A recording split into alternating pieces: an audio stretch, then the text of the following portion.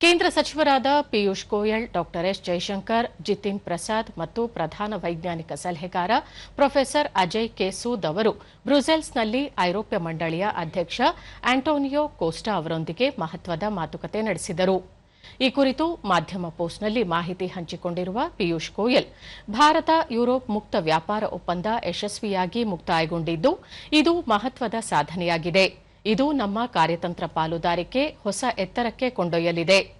ಜೊತೆಗೆ ವ್ಯಾಪಾರ, ಹೂಡಿಕೆ ಮತ್ತು ನಾವೀನ್ಯತೆ ವಲಯಗಳಲ್ಲಿ ಹೊಸ ಅವಕಾಶಗಳು ಸೃಷ್ಟಿಯಾಗಲಿವೆ ಎಂದು ಹೇಳಿದ್ದಾರೆ.